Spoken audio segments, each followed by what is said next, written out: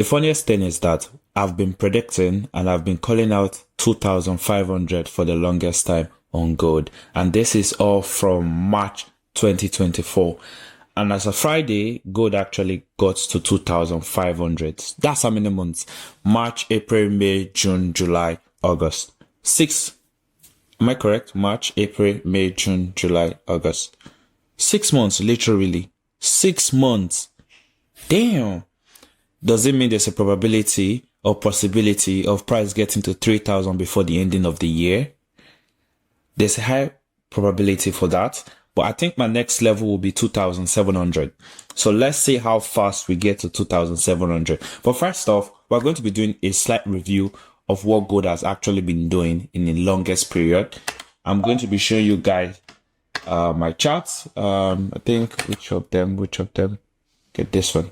So let's start with this, right? So this is gold on the 23 hours time frame. Now, I'm sure you guys understand that I trade with, I'm using the swing method, right? I hold trade over a long period of time. And also I'm using my own concept, range theory, which was derived from Wyckoff theory. And now what I want you guys to see is quite simple. On this time frame, it's easy to identify every single trend, right? Every single move. We can easily do this. Right, we are seeing all this play out just like that. So remember, range theory is simply what? Trends and flats. So we are interested in these flats, right? And then we'll take our opportunity from that level. Now, there are certain rules we have to use, right? We could have a type A range, which is formed at the bottom of a trend, which is either found at the peak or at the valley. So either at the top or at the bottom. Okay, it's as simple as that. Now, another thing is our type B range, which is continuation, right? We have something like this, price expected to come back and push back. Now, if you guys go to FXCI YouTube channel, because what I'm about to reference is on that channel, search for FXCI on YouTube, you would see when I talked about a certain pattern that works on gold. And that is what you see in this scenario, right? It's quite easy to make use of. But then again, I want to be showing you guys how gold has actually moved in the last months, right? The major moves gold had. Now, the first one was this, which I took, and with this trade, I was able to make over $21,000, right, in the month of March. That was like for prop firms, right? Now, what I want you guys to understand, this was my craziest trade so far this year, this entry. One of my friends earlier today said one thing he likes about my concept is my stop loss. He said, the moment trailing stop loss gets hit, it means the bias is wrong. Market will go opposite. And I was like, of course, because I've seen most people say you have to give your trade room to breathe, right? You have to give your trade room to breathe, I'm like, it's not just about room to breathe. Yeah. If you're wrong, you're wrong. If you're right, you're right. So what you should focus on doing the most is trying to know when to get that entry. Entry is the most important thing. And exit also is the most important thing. I got off on this trade, I think around this level here, right? Around this region. I had more. Now, the funniest part, this is the entry you see. If I scale down to lower time frame, I will show you different entries I had within this same move, right? It's quite crazy, but let's just look at that first. Let's just go back and you'll be able to see different entry I had within this leg. Now, my favorite minutes time frame is the 30 minutes because on 30 minutes, you can easily find re-entries, right? I had up to 4 re-entries on this using my concept range theory, right? It's quite easy. Now, if you look here, I had one of them here. This was one of the entries I had. I had to just mark up my range like this. My stop was just below. Like I said, stop loss is very important when it comes to trading gold. My stop is just below on that range itself. Because I believe it's not supposed to go lower, then price goes up. Then also I wait again for market to break. Then my next range was this, right? My stop loss the same thing. Just below. Just like that. Then price goes again. It's as good as. Very, very simple, right? Then the next entry I had was this. Range theory works like crazy. If you think I'm capping, watch the range theory playlist on FXCI YouTube channel, right? Backtest it and then come back to me. Just come back to the video and say cap, right? If you think I'm capping, right? So I'm just showing you different entries using what? range theory. Now, the beautiful thing about this is that Pip City website will be launching very, very soon. You have access to the course itself. So these are all different. Now, take note, these are different entries. All right. Aside from the one you saw earlier, this is just entries. Now, the beauty is that you could decide to focus on what 10 hour. I think I normally do 10 hour because, like I said, I swing. So 10 hour setup, 10 hour only, right? One trade, 10 hour. So the idea is you risk low. You could be risking 0.5. All right. You're just targeting 10 hour. Now, long term, you'll be profitable. Even if you take several losses, one win will recover all your losses because remember, it's 10 hour. The risk to reward is very, very huge. Now, the other range was this, but price never came back to it. So I always mark it out. Not like, price, because price not come back does not mean you not play out. You could never know. Market could come back later on. All right. Now, the range have been mitigated. I'm just going to change the color now so that you would easily know. Okay, following this, these are all the mitigated ranges after showing you. Now we have this unmitigated. The next range was this. Price also did not come back to it. Now market should back up, created another level here. Then we'll have another range. And this range was actually missed, right? So we had this as a missed range. So I'll still keep that yellow because it was never mitigated. Then we'll have this other one here. All right. So this I will extend. This was not mitigated because price later came back to some of these ranges and mitigated it. Oh, now we have a beautiful one here. We see my concept is quite easy. Just see how price, and these are more of type B because they're continuation. All right. You are seeing this continuation. So this was a mitigated range. We have price pushed back to the upside. If we focus on the same thing, 10 hour. Now, in a case like this, whereby the candle is very long, you could do 50%. I also gave this on my range theory. I talked about it in the course of 50% entry. Now you see that reduces my risk. But like I said, your risk is very, very important. All right. Very important to risk low. If the analysis is right, then it's right. If it's not, it's not. There's nothing you can do about it. So either giving the trade room to breathe or not does not determine if the trade will play out or not, right? So most persons don't understand that part yet. So just follow me.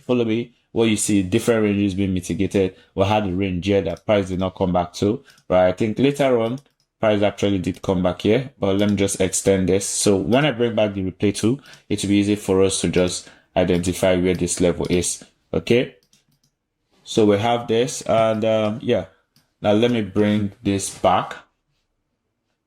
Okay, I think if I play it forward, I'll be able to have access to it. Okay, let's just watch.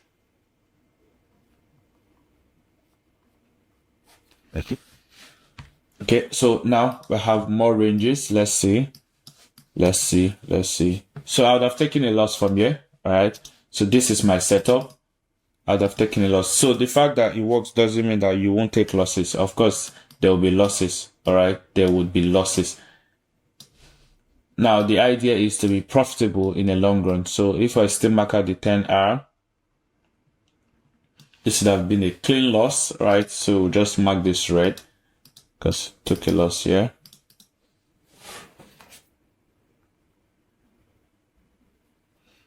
Okay, so let's see the next one.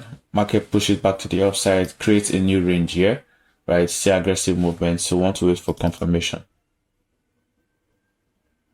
Now I have confirmation. But what happened? I'd have taken another loss here in trying to buy. All right. So I'm still going to mark it out. So this is a failed range. The moment this happened, now I know that market is bearish. So we want to see what the market will be doing. You have this side to actually look at for price. And where's my risk to reward? Like I said, I will still mark it out just for reference purposes. All right, 10 hour would have been this. Okay, so we had that 2 losses so far. So let's play price forward. Now I want to see if we'll continue up or down. Okay, so we're still watching. We'll have a range that has been created here. Think this would have been our buy level with 50% of our entry. So we'll have our entry here.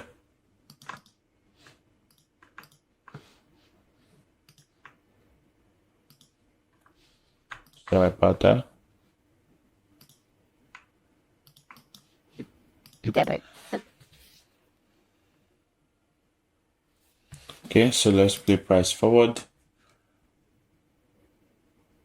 And then after this, I'm going to just go back to the entry we're looking at earlier on. I think, let me just cancel the replay and see.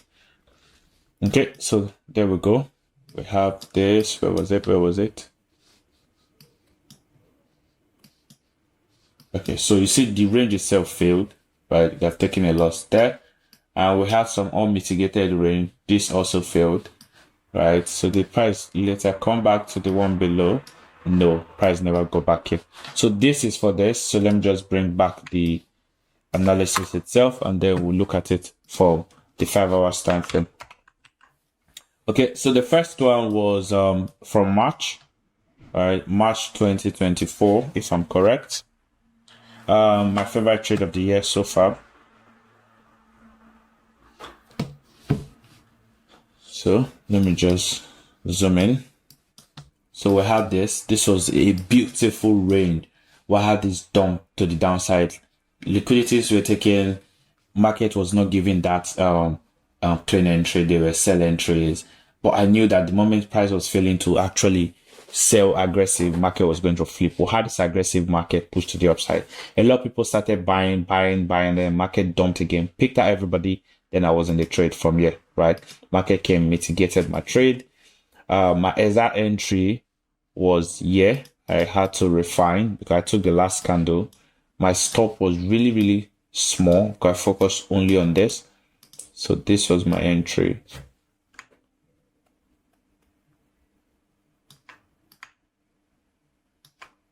Okay, so we had this. Very simple, all right? Now see market tap into it and push back to the upside. Like I said, there were countless re-entries. You can see this itself. This was a very clean re-entry here, all right? I don't even need to mark it out for you to know that this was a re-entry. See how market came back after this aggressive push to the upside, mitigated it, and then continued back to the upside. So if we look at the next one, same thing. There was a range here. Price pumped aggressively to the upside, came back, mitigated it, pushed back to the upside, all right? And then we also have this range here, right? So most persons should have done this flip, right? This is like a QMF flip, right? But then this is the actual range. Within this week, there are several candles on the lower time frame. See how market came back, pushed back to the upside. There was a sell range, right? Because when market flipped back to the downside, this acted as a zone to be raided. We see how price raid that level, comes into this hidden supply. Now there's a hidden supply here. If you ever read my trade on that, you should understand this is hidden supply. See how price comes back, mitigates it, right? This was a very clean mitigation back to the downside. See price just mitigates it and then dumps all the way back down.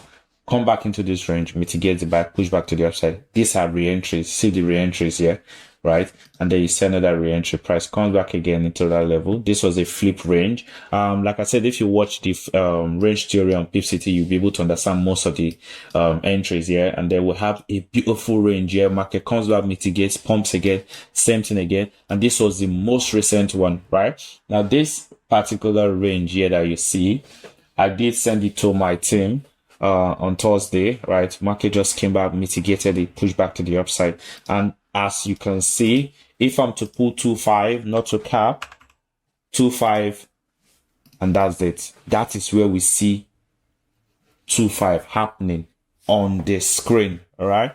If you think I'm capping, go back to my payout video on FXCI YouTube channel. You see when I talked about gold is headed to 2.5.